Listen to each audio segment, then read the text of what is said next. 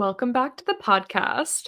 Today, I have an awesome interview for you. So, I talked with Polly, the lazy witch, all about her practice and her magical origins, all the way up to the work that she does now. We spent a while as well talking about her work with shadow work. She's a shadow work mentor, her work guiding witches sort of through the moon cycles and the astrological seasons. I loved that conversation. And we talked a lot about manifestation in witchcraft, how the two relate, how they're similar, how it can, be utilized with shadow work. And I just feel like this is a really necessary interview.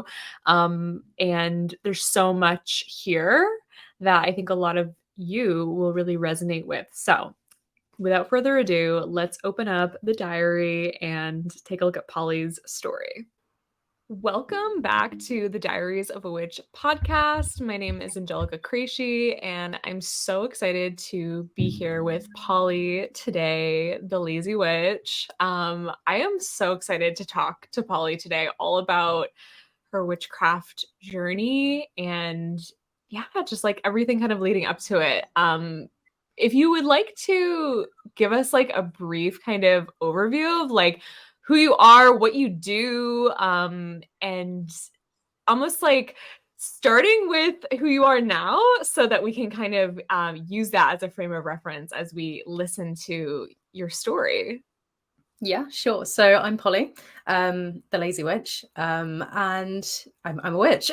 So I'm also a professional witch. So I'm a shadow work mentor and moon guide on paper, but I feel like my work just goes so weirdly in multiple directions sometimes. As you probably know, witchcraft is not linear, and it's just you feel called to do so many things, especially when you're working with other people. But that's the basis of kind of what I do. I am very much in the space of helping women to realize their power at a turning point in their life and really come back to who they are. So that's me in a nutshell. I love that. That's awesome. So cool. Yeah. Well, I'm like so interested. I'm like, I want to say so many things, but I'm kind of curious. We're gonna get into like your story and like kind of where you began, but I'm curious what kind of your introduction to shadow work was, or why that became kind of like a part of what you do. Because I love that. And I think it's so important. I am somebody who, I work with the underworld deities and I'm really interested in that myself. And yeah, I'm just curious to kind of hear where that began and why that's an important part of your work. Yeah, I mean, shadow work in itself has been, I suppose, trying to pry its way into my life for years. And I feel like for the majority of my life, I kind of ignored it because it's one of those tasks or things that doesn't feel like great at all times. But it's one of those things that I feel has been like at the powerhouse of like my personal journey, my witchcraft, my manifesting. It's one of those things that, like, in my opinion, just is a non-negotiable to get to the good bits. And I feel like it has made an appearance in my life, as I sort of said, it probably in every stage. And then it was really when I started putting my work out there that I noticed like I really needed to get out of my own way a little bit. So that's when it really, like, the shadow work train kind of hit me a little bit. And that's when I started really, really going even deeper into it. And I think it's simply just the reason I like to teach it and I really like to make it like the center of everything I do is because I've seen how it really can change everything if you do it. It's crazy. Yes. I love that. I love the shadow work train. You're like, And it's a freight train. Hit by the shadow. Yeah. Yeah. I think people are going to really resonate with that. Amazing. Okay. I love it. So could you like tell us a little bit about what, like, the environment that you grew up, or if there was anything like what your religious background is, I guess, from a young age, and if magic at any point or just the paranormal world was a part of your childhood. Yeah, I mean, interestingly enough, I grew up in my background wasn't like religious. I went to like Church of England schools. So like my first school and middle school and high school were all Church of England schools. And my mum and dad, you know, they're not religious in terms of like Christianity or anything. So they didn't push that on me so much. But I felt it in schools. And I always felt, it's really weird because I always felt a resistance to like organized religion in schools. And I was always like, I don't know, like even from like 5 years old, you know, when you're all like lined up in assembly and you have to like pray and stuff. And I was just like, no, I don't want to. I'm just like, you do you, but I'm just not feeling it. And I used to get told off.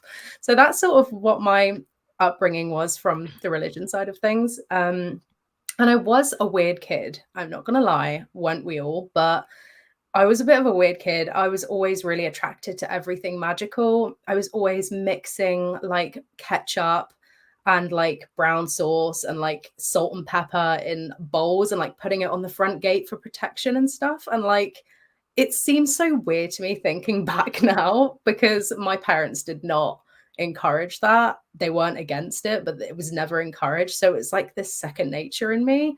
And then that just evolved. I very much went into like my teen witch phase, and it all sparked from making those ketchup salt pepper mixes, I guess. Yeah, I love that. That's awesome. Oh my gosh. I'm thinking like ketchup. I'm like, what magical properties does it Yeah, have? I Is it know. like I'm thinking like red. It could be like Mars, like, like tomatoes. Mhm. Like that's so funny. I love that. Was like I guess I'm just really interested.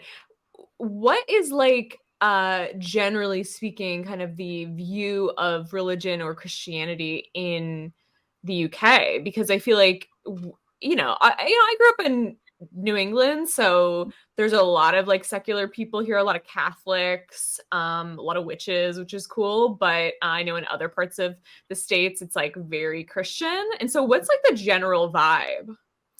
I think it's like I love working from with people from the US in terms of like my own work because I feel like the view is so different on like what people call God, and I think that that's so cool. Whereas in UK, it's kind of like you're Christian or you're not, and then that's it. And if you're Yeah. not, then it's like the wrong thing to do. It feels, which I can appreciate. That's how it is in a lot of places in the States as well, but it seems like there's more of like a blended like view on philosophies and religion from where I'm sitting anyway, because in the UK it's very much like you are Christian or you're not, so that's kind of yeah. Yeah. No, I appreciate that background. It's always really like interesting to hear about that.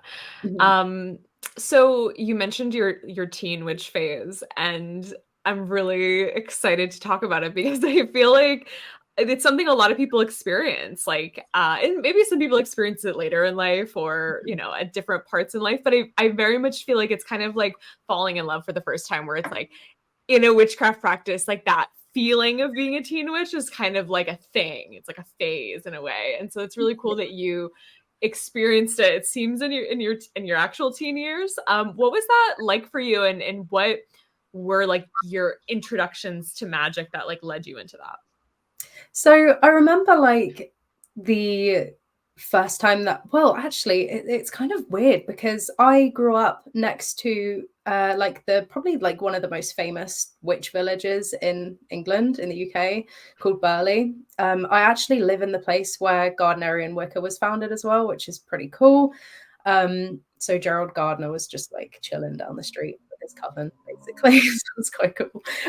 But I kind of was going there. I was always really obsessed with this village. And so I'd always go there and go to the witchy shops and go and get like a pentacle, like necklace, and go and get some candles. And I was always so drawn to it. And I literally still go there once a week because I just cannot stay away from it. And I realize now it's because there's like ley lines that run through it, which is pretty weird because I only just found that out. But I think I just started to go there more and more. And honestly, I had a really rough time in my teen years in school. And I think that I've always been a real freedom seeker.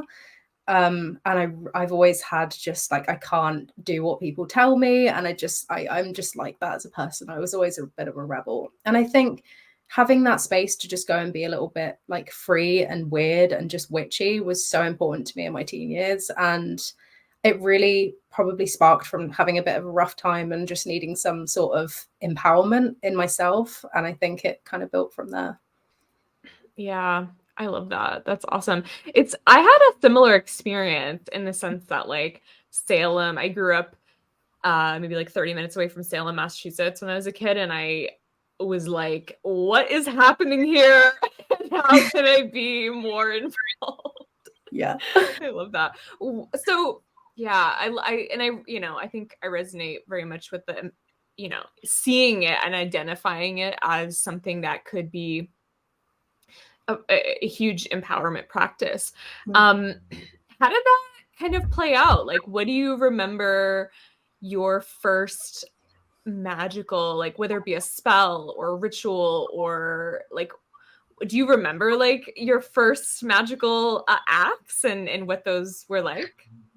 I do. I think so I don't know, like it's a bit, I think I had a lot of anger when I first got into witchcraft. And Mm. so, you don't have the understanding of what it really is until you study it, I think. Mhm. And so a lot of it was like protecting myself against like asshole people. Can I swear on this, Yeah. by the way? Just double Oh check. yeah, Okay, because I swear a lot. absolutely. Just always Yeah. good to check. So it was like very much like keeping people away from me, like banishing, and just it was kind of from it's like an anger fueled thing.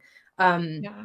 and I think that was really, really important to me. And it kind of did work because it did allow me to then double it up with my own sort of, okay, well, I'm gonna just like do my own thing as long like as well as doing all those, banishing rituals and stuff, which is good because you have to partner up every magical act with, something. Mhm. And so yeah, it really started from there. And then I sort of realized, as I was going forward in my teen years a little bit, when I was starting to get jobs and I wanted to like manifest a job that I really wanted, and I would be doing it for things like that, and I would be like, what, like how has this actually happened before my eyes? Like some of the things that I manifested at the age of like 17, 18 was crazy when I look back on it now. Mm. Yeah, that's so interesting. Do you feel like you had to kind of consider what magic felt like or looked like? And kind of what I mean by that is I think that sometimes when people, and I know you work with a lot of like beginner witches, and so this might just be kind of something that you think about in general, but when you do your first couple spells, or even if you've been practicing magic for a long time, I feel like the way that magic works and the way that it feels and the way that the manifestations come in can sometimes be like a little bit of like a learning curve, or can sometimes like shock you. Mm. I think for me, sometimes I'm like, I don't even realize a spell has manifested because I'm like, oh my gosh, like that was so easy and so simple and so effortless. And then sometimes it's like, oh yeah, like I really feel like this was so weird in the way that it happened that it had to be like paranormal. So is there anything that kind of comes up around that for you, and either from your experience or in the way that you kind of help witches work with that? Yeah, I think you're right about things turning up either in like ways that you didn't expect. I mean, one thing that has kind of changed now that I practice magic in my adult life is how they come in and how quick things get ripped up from underneath you because you're being catapulted into your manifestation. And like I mean I wanted to manifest being full-time in my business and running a successful business, and the universe was like, okay, cool, yeah, you're being made redundant, off you go. And I was like, what? I had to just like shift everything so quickly. So it's kind of like things can be really scary when they come in sometimes, but you've got to have that trust of just like, it's happening because I've asked for this in some Mm-hmm. way. This is happening because I've asked for it. Whereas like, when I was younger, I kind of was looking for the thing and like the spell working. And I think honestly it's because, when you're younger, you kind of don't have bills to pay, you don't have things to focus on, you're not working, you don't have all these like distractions. So you're like so focused, and it's like waiting for like Santa to come on Christmas Eve, It's like whereas now it's like, oh yeah, I actually manifested that 3 months ago. I didn't even notice. I love that. That's such a great way to put that experience like into context. Like it's like that is exactly what it is. Yeah. That's so funny. I love that. Um okay, cool. So when do you feel like you started to, I don't know, like feel really confident in your practice, or kind of like when did you, I'm curious even, like did you start like identifying as a witch like very early on, or was it like something that kind of gradually ended up becoming a part of the way that you described your practice? I think I've been up and down with the word witch. I think I was very reluctant to say that I was a witch in school, like when I was in my teen witch phase, because I was already listening to like heavy metal and rock music and like walking around with tons of eyeliner on, and I already had people calling me like a devil worshiper and a Satanist. And I'm like, I just literally like rock music, like please leave me alone. Like, so I had that was like a huge part of, already my identity. And I think I was even more like, oh my gosh, if I start calling myself a witch, the rumor's going to go around and all these things that you worry about when you're a teenager. And I'm thinking, well, I just can't be dealing with that. And then the older I got, the more I was getting comfortable. The more you go through life, the more you're just like, I just don't care what people think. And I think that that Mhm. was a really big chance for me to tap into that sort of like comfortability with, calling myself a witch. However, when I did start my business, I had a real resistance come up and I didn't know why. And I've got some stories about this, but I was really reluctant to call myself a witch in the work that I did, because I was like, oh my gosh, no one's going to like me unless I'm just like light and fluffy. And I call myself I just say I teach meditation or like do all of the light and fluffy work, which is like the opposite of what I do now. And I was really reluctant to call myself a witch because I was like, well, if people, I don't know, judge me. So it's been up and Mhm. down, and now I'm just like full witch. But Full witch. I love it. Yes. Yeah. That's so interesting. I love that. What so it's interesting because you kind of mentioned you're like what I did before and what I did now.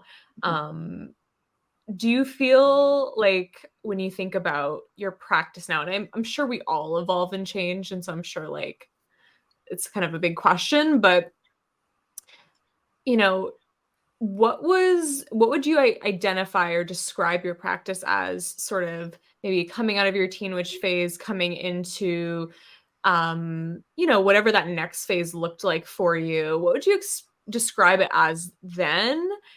And maybe how is that different to sort of your work now? yeah, like in terms of my personal practices, I feel like I was very, I started out very much in my teen witch phase, studying Wicca, and I was like, oh, well, that's just like that's what a witch is. You have to be Wiccan, and that's the only thing. Which is like I know some people love their like Wicca journey, and I think if people are still on that path, that's awesome, and if it resonates with you, that's great. But I started to realize like I don't have the capacity for anything like regimented, and I work best in terms of like manifesting or growth or whatever it is when things are just like free flowing. And I found Wicca to be very like organized, and I very much tapped into like the whole you have to be facing this direction, and everything has to be perfect and you have to have exactly these ingredients. And whereas now I'm very much more like the lazy witch, like literally. And I Yeah. just do like totally what I'm drawn to. And the difference I've seen is really interesting. So I definitely started off being like, oh, it has to be done this way. And I think I was actually worried, like, if I do it wrong, something terrible is going to happen and the world's going to Mm. explode. Not that anyone told me that, but I guess you just watch movies and stuff, don't you? And it's like, oh God, they pick up like a magical book and then say the spell wrong, and then like the walls start crumbling. And I suppose there was maybe a bit of that in my head. I don't know. But yeah, I think I don't love the organization anymore. Yeah. Yeah, and I think it's really interesting to note that Wicca like is a response to ceremonial magic that was really Mhm. popular in the 20th century, and in before, but like there was all the orders, all the groups, everybody was breaking off, creating their own groups and orders. People were like getting mad at each other and being like fuck you. Like, I'm going to start my own magical order. And Wicca came out of that, And so there is a lot of, like out of that tradition of ceremonial magic, which is very like you said, you do this at this hour on this day. I don't care if you have to wait 3 years. You're gonna do that spell when Jupiter's in Cancer. Like Yeah. that's the energy. And obviously, it's its own thing because it's own thing. But it is kind of funny that that's in a way like the default. Like here you go, you want to be a witch, read like a Scott Cunningham book or a Gardner book or something, because it is almost like not very like the structure of it, the ceremonial high aspect of it doesn't always feel as accessible when you're starting out. And I think that that might be one of the many reasons why some people just feel like they can never really get into it or whatever. And I agree with you. Like I really resonate with your practice. I'm a chaos witch, and I just very much feel that same way where I'm like, yeah, I'm just gonna kind of have the confidence to know that my intention is going to weave itself into the right thing. And even if I'm kind of using things that are unorthodox or doing things in a unorthodox way, it's going to get done and it's going to happen. So yeah, I suppose like, yeah, I'm super interested in how, the, like getting kind of deeper into that magical philosophy. Do you feel like when you teach magic and when you work with clients with their practice, like, do you feel like you want them to kind of start or be almost inspired by the practice that you've kind of created now with like your title as the lazy witch? Does that make sense? Yeah, I think what I like to like, and it's probably taken me a while to sort of get to where like I am now in terms of like how I teach people and like my Yeah. methods and stuff. And I kind of I really just think it comes down to like I like to start people off on the journey of like them realizing that they are their own best like ingredient in witchcraft, if you know what I mean. Like Mm-hmm. empowering yourself and doing the shadow work and like really like raising your energy, quite literally, as cheesy as it sounds, is going to be like the thing that gets you from island A to island B. Your tools are like great, and if you choose to use them or if you don't, it's just a way of directing your energy to whatever you're trying to do.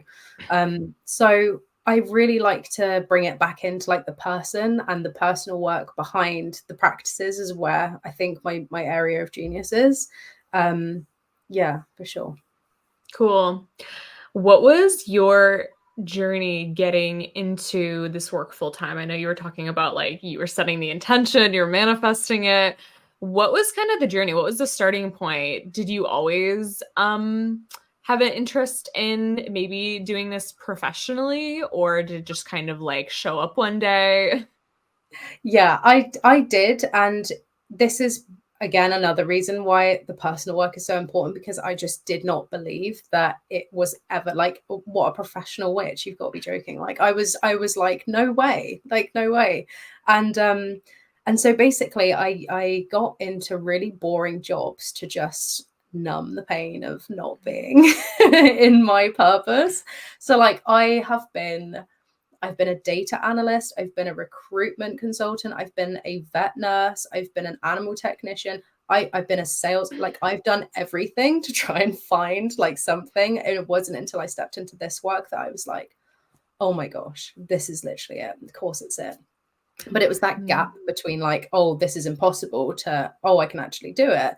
And the way I started my work was very much like, oh, I'm going to do my tarot readings and I'm going to do Reiki, because they're two really popular things that people love to get.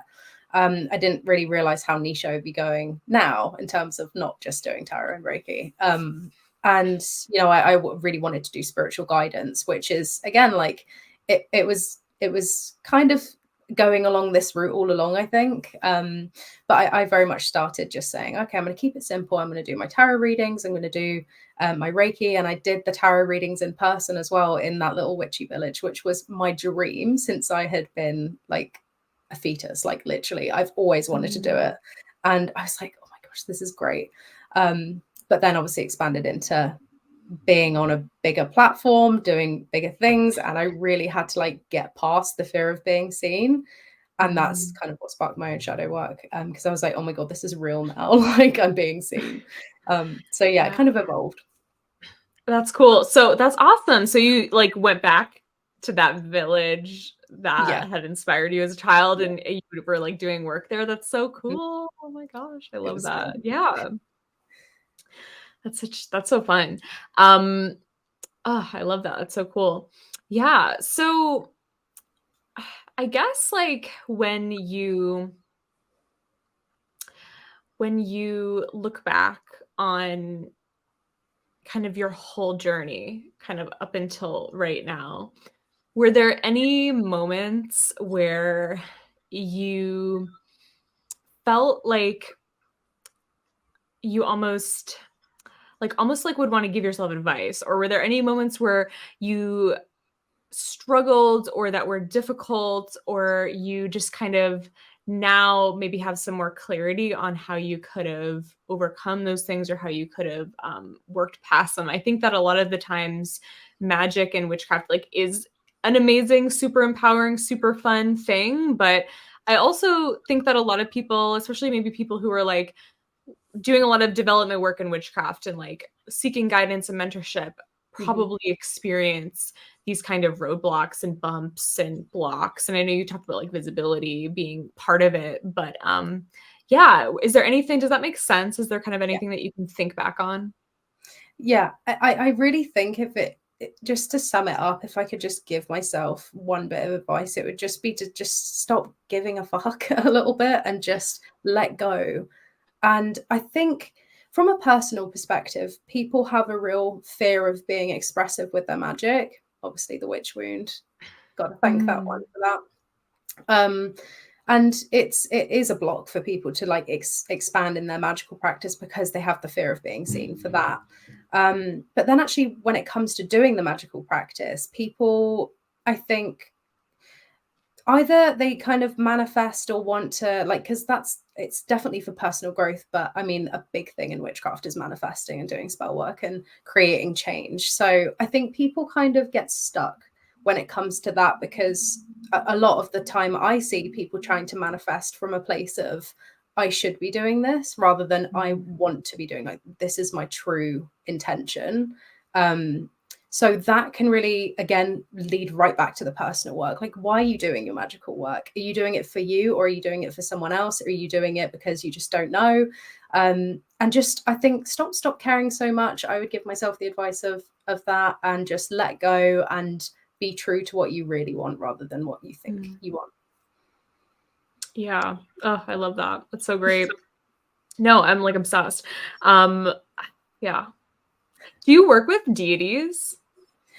So I feel like every time I work or have worked with deities, I get stuck, even now in years down the line, of not trusting myself. And that's where it gets hairy, because you're like, it's so easy. As we know, I mean, I could open that up to like so many religious topics, and like just getting caught on like the higher power has the power rather than you.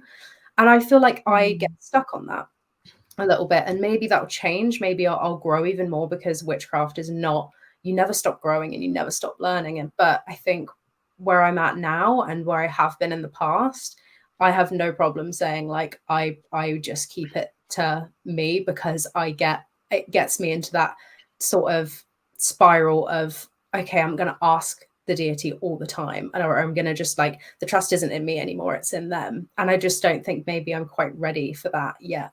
Mm. Maybe I'll never be. Yeah.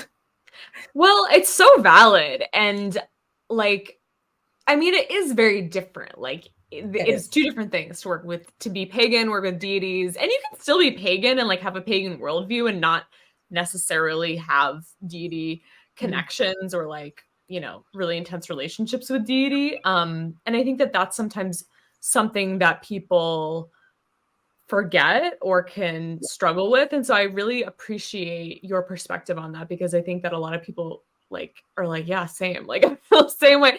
And honestly, like I work with a lot of deities. Mhm. I started working with Hades, like he is still my main deity in the sense that I think the majority of my time I spend with him. Um, and it's been incredible. And I really love the way that he guides the relationship. And I feel like the way that deities have come into my life have sometimes been really exciting. And then on the other hand, sometimes they've been really anxiety inducing or like, oh great, I have like this person that I have to like talk to, or like this, like almost like the way that I experience it is like, or the way that I can describe it is like, you're just, walking down a street, you're like on, you're trying to get to work, and like some person just shows up and is like, I want to take you on a journey, like come with me. Yeah. And you're like, I have to be somewhere. Like I can't just be going on like a quest. But sometimes that quest feels really exciting and you're like, oh my gosh, yes, let's go on like a 3-day dreamscape with this deity where I wake up tired and I'm astral traveling. Like anyway, it can be a lot, and I think that certain people just aren't interested in that path, or maybe they're interested but it's just not showing up for them, and that's totally fine and it doesn't mean anything. And I really love your perspective on that. That's so cool. In terms of like the way that you think about magic, do you perceive like plants or herbs or guides or like the world around you as sort of like an animated place, or do you feel like you connect not with deities but with like the stuff around you and the stuff that you work with and maybe the elements, or do you kind of approach magic in a different capacity? I'd say that I do have the view of like nature having like a soul, if you like that's my, I think that's it really. That's always been my guide, and I always feel like different parts of nature speak to me. And whether that's like if I am using herbs or if I'm just using any magical tool, I feel like it's more in that. But then I going back to the deity thing, I think it's okay to take breaks, as well. If you feel like things are getting too intense for you, it's okay to like come away from it and then go back. And that's what I have done in the past as well. Like sometimes the timing has just not been right, like mentally, like in the past. And that you described that so well. Sometimes it is like, oh, this feels like such the right time, and then it's like someone like a window salesman stopping you in the street. It's like, excuse me, do you have 5 minutes to talk about? And it's like, no, I don't. Go Yeah. away. I know it's for the best, but leave me alone. So I think that's definitely come up.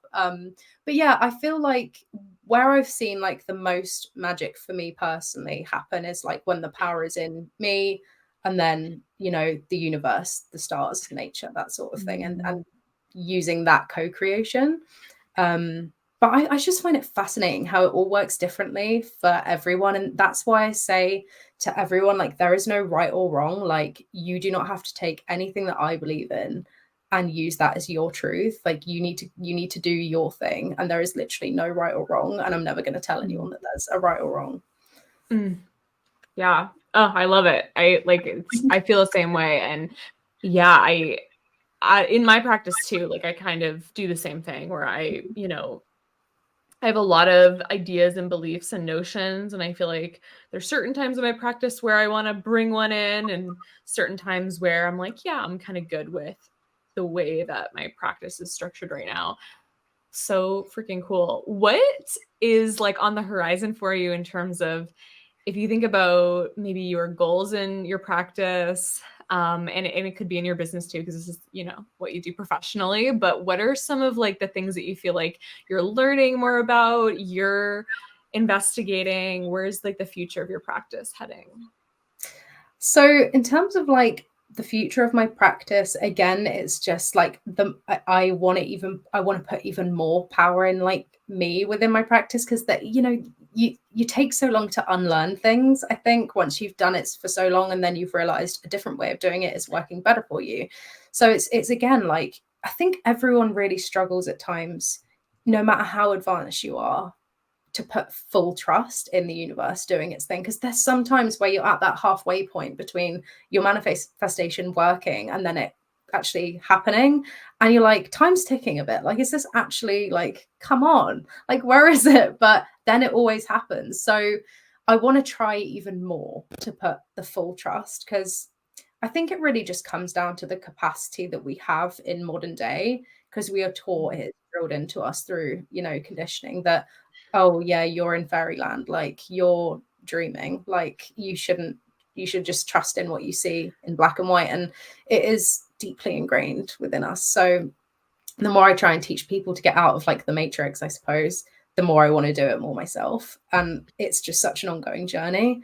Um, and then I just want to, I just want to continue just knocking it out of the park with actually my manifestations, because I kind of took a look back of what I manifested at the end of last year, and we're not even halfway through March, and I'm like, oh right, I'm literally, it's happening already. So it's coming in quite quick. So I'm actually writing a book. I've got a book deal coming out. So this is actually the first time I'm speaking about this publicly. And I was like umming and ahhing about it a few days ago. Like, when am I allowed to talk about this? And now I'm just like, fuck it. I'm just going to talk about it now. So I've got a book deal coming up, and that's going to be released early 2025. So it's still a way away yet. So that's something I'm going to be working on this year. So yeah, it's exciting. Oh my gosh, so exciting. That's awesome. Congratulations. Oh, that's great. Well, I feel like the magical world needs you, because I love like hearing about everything, and I love your perspectives, and yeah, I really do feel that way. And I love the way that you talk about manifestations, because I think, because I like to, I love a good manifestation. I love, like, when I accomplish something, I'm a Capricorn, I'm like, yes, please, like, it's my favorite. But I feel like everybody, not everybody, but I feel like a lot of people are like, no, like, you shouldn't be focusing on that, or you should. And I'm just like, I don't know, like, everybody's a little different. I want to do this. Like, let me have my moment over here. But have you felt that way? Or like, it's almost like, for me, I feel like it's like there's people who are really into manifestation, and then there are people who are like really into like the occult and spirituality, and they tend to be separate. Like, I feel like they tend to be a little bit of two different people, two different communities. Have you felt that? And how have you felt like talking about manifestation and working with it and teaching other people how to utilize it? I mean, it's so funny, because I do notice that divide between, it's so funny when like, especially when I hear people saying like, I'm against witchcraft. Oh, but I do my manifestations every day. It's like, bitch, that is witchcraft. That is literally it. So they're one and the same. And I suppose I just say manifesting because it's just, I don't know, it just easier to say, Yeah, because it's to an me, easy term. it is. And then, but for me, it's like witchcraft is more than just manifesting. So that's why I kind of don't call it, because it's more than that. So for me, that's just the term that makes sense for that particular topic. But I do think there's a divide, and I do think that we could do with merging it a little bit, because in the manifesting world, I think you get given a lot of surface level exercises, like, oh, just write your affirmations every day. But you're like cringing when you write those affirmations down, because you actually don't believe it. So let's go into the inner work. Like, I will take anything in witchcraft and manifesting, and I will literally trail it back to inner work. But and I think that's the same with spell work as well. Like, if you're doing a spell and you're getting all the ingredients, that's great. But then you're doing the spell and you just don't, you're like, why am I even doing this? This is pointless. It's the same. It's the external things that need to be matched up with the inner work, I think. But yeah, I think there is a, like, when I think of like manifesting, especially on social media, I think of like the light and airy, fluffy side of things, and everything is very, I think there's a lot of spiritual bypassing and false positivity in that side of, I suppose, the internet and the part of spirituality. Whereas I think the occult side of it, when you do look at some of the things in the occult side of it, it gets down to the shadow a little bit more, which obviously I'm very passionate about. So yeah, I think there's a divide in many different ways, for sure. Yeah, I love that.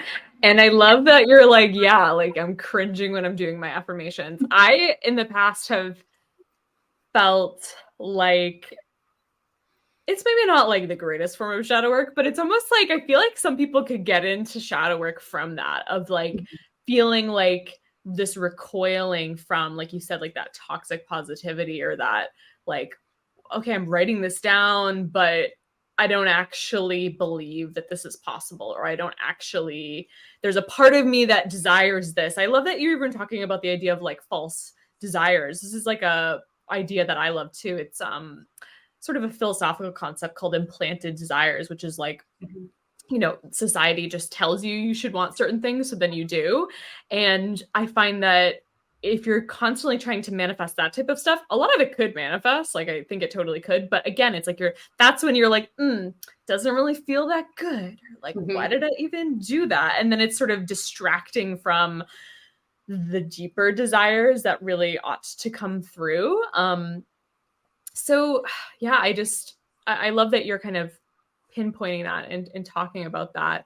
In your work, like in your shadow work, or in your work with, or I guess maybe a good question is like, if somebody's experiencing that, like if somebody is reflecting and they're like, yeah, I really want to start doing stuff that gets down to what I really want, or I really know that shadowy things are coming up for me and I really want to address them, but I don't know how. Like, what would you kind of give them as far as advice for starting that process?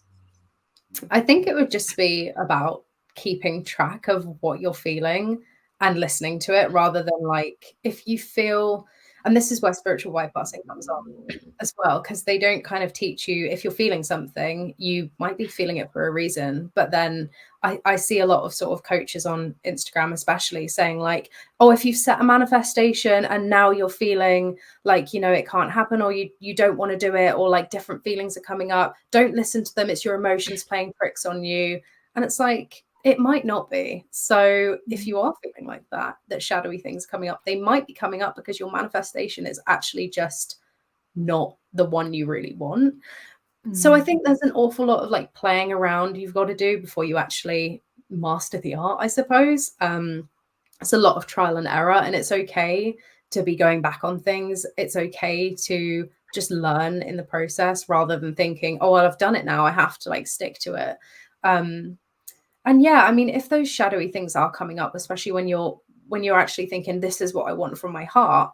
And I always think it's interesting when I see people put out their manifestations. And one is like, I want to like have a plot of land where I can homestead, and I want to like feel this way, and I want to spend my days doing this, and I want to like raise my kids in this thing. I want to live off the land.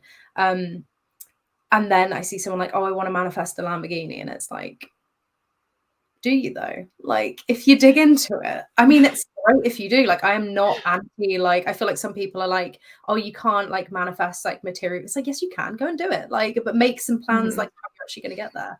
Um, Mm. so yeah, I always see a difference between like manifestations as well. But I think, yeah, if the shadowy things are coming up when it comes to like you've actually manifested something from your heart, listen to them and go into why you're feeling that. I mean, the rabbit hole you kind of have to go to get past, like, I don't believe this can happen.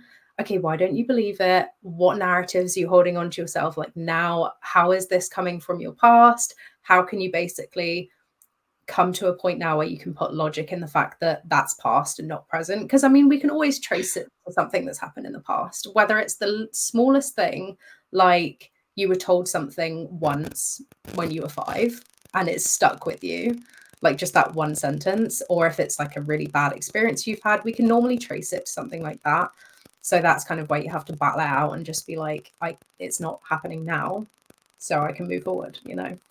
Mm. Yeah. Oh, I love that. Yeah, I think that's a really perfect way to like a thought process for people to kind of be like, okay, we're gonna like, I'm gonna investigate this. And I think that that's what shadow work is just like, we're not gonna push it off or put it on the back burner or put it away. We're going to find a time and a place with our cars, the journal, or however you do it, right? And we're going to investigate that type of stuff. I do like shadow work dates with Hades sometimes where I'm like, okay, Hades, you're just gonna roast me like Yeah. in like the best way possible. Like we're just really gonna work through it. And Yeah, well, it's actually so funny because I had an experience recently where I was like, man, I was doing a spell, I was manifesting, and I was getting some messages from deities during it. And a lot of them were very like bringing up like shadow work things that I had to work on in relation to the manifestation. And I was kind of like, rude. Like, we're like, I'm in a portal right now manifesting. Like, how dare you bring that stuff up? Like, I was just like, we'll talk about it later. Like, it's inappropriate to like talk about it right now. But obviously, there it was for a reason. But um, just so funny. So I don't know. Do you feel like, because I just feel so much that like sometimes when you're setting your manifestations, you have to be like as confident as possible, even if there's like a little bit of like, you know, like you're kind of putting on a show a little bit. But then you can kind of go and investigate. Do you kind of feel the same way? Or, you know, how do you kind of approach the two together, if that makes sense? Yeah, I think it's like it's interesting that you said that because although I am against false positivity and like being like, oh, I'm just going to do the external practices, there is an element of fake it till you make it that has to come in. And like it really does. But as long as you partner it up with investigating and doing the inner work, then you've got like a recipe for success. The thing Mm. is, especially because like, okay, we can do the stuff on the inner, we can understand it, but actually our behaviors are ingrained into us, so we do have to change our actions as well. And that's like where the fake it till you make it comes in. Like you have to carry yourself like a boss, you have to carry yourself like you know that your manifestation is going to come and you trust. And even if there's like a tiny little voice in the back of your head, that's okay. That doesn't mean you're anti-manifesting, but you've just got to try and do those daily things, along with giving that inner, like the ego, what it needs to like say, well, I'm a little bit worried about this. And you're like, yeah, it's okay, ego. I'll listen to you. And then you have to go because your place is not here right now. So just piss off, basically. I'll listen to you and then Yeah. go. Oh, yeah, I love that. That's perfect. Amazing. So great. Could you tell us a little bit more about the current work that you're doing and how people can find you? Yeah, so the main way to find me is on Instagram. So I am at the Lazy Witch Official, or you can just type in my name, which is Polly Pollock, POLLYPOLLOCK, bit of a mouthful. And the main sort of way you can work with me or access what I'm doing at the moment, I have some free resources on my Instagram, link in bio. But I'm also running my membership, which is called the Lazy Witch Coven. And this is where we kind of go deep into shadow work. Every month we have like 2 live calls, and then there's a bunch of resources that you can access through that. It's sort of like the membership is kind of like shadow work partnered up with the moon phases. I love working with the moon phases for personal growth because I think it's just such a good way to track your progress, and I've always felt like that. And I also love working, you know, with the astrological seasons because they all bring about something different. So, you know, by the end of the year, it's like you're going to be a completely different person because you kind of back out all of those correspondences that the seasons hold. And it excites me so much. So it's like a blend of all those things: the wheel of the year, the seasons, and the moons and shadow work. So if you feel like you're sort of on a journey of self-rediscovery, as cheesy as it sounds, and you're at that turning point in your life where you're like, I know I've got the power, but it needs to come out and I need to do the work to get there, then come and join me. That sounds awesome. I love that. I love the utilization of astrology too, and like the moon cycles and the transits. And I am definitely of the opinion that I think it's so important to like go deep into certain things that I feel like are really important. Like I feel like moon cycles and or really anything that you're like interested in. I think that there's so many opportunities for people to study very widely and just study everything and like, you know, be like, oh my gosh, every occult idea ever in my head right now.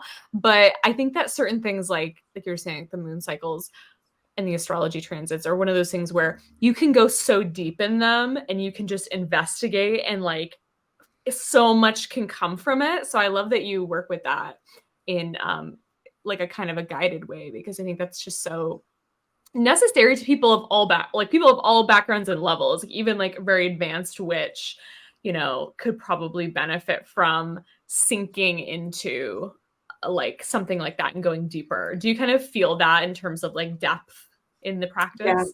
I do. And I think that that was kind of my aim when I was really looking at like how who I'm going to serve and how I'm going to best serve people. And I actually was like, this is going to be helpful for beginner witches just getting into, their practice. But then I feel like, intermediate witches as well, kind of wanting to go deeper into the whys and like how does this all piece together? And how can I put the power in me? But then also advanced witches who have maybe felt like a little bit like messy with their practices, or like something's missing, or maybe just people who are advanced in like the sense of they've been in the spiritual community for a really long time, and maybe they have been, I suppose, like in the wider spiritual community, not so much the witchy community. They've been fed this rhetoric of like, you have to be positive all the time, and you have to be, light and fluffy all the time, and you have to be like your best, like shiniest self all the time. And it's like, okay, but what about the shadow? Because we got to do that as well. But in terms of working with the lunar phases for personal growth and stuff, I think you're right. I think it is good to have like almost like a tracked way of growing and mixing it together with all parts of that, manifesting as well. And again, going back to like why I love the astrological season so much is because we can, focus a little bit more on, empowerment and confidence in Aries season. We can focus on, shadow work for money blocks and receiving and like your value in Taurus season. We can link it up to everything. And I just love that about astrology. It's so good. So great. Oh, I'm so excited. I love it. I'm like so ready. I'm like, ooh, I'm so ready for Taurus season. Yeah, literally. I'm Taurus sun, and I'm like, I'm ready. I'm ready for it. Okay. I was gonna ask that. I was like, what is your big three? Like, I'm so curious.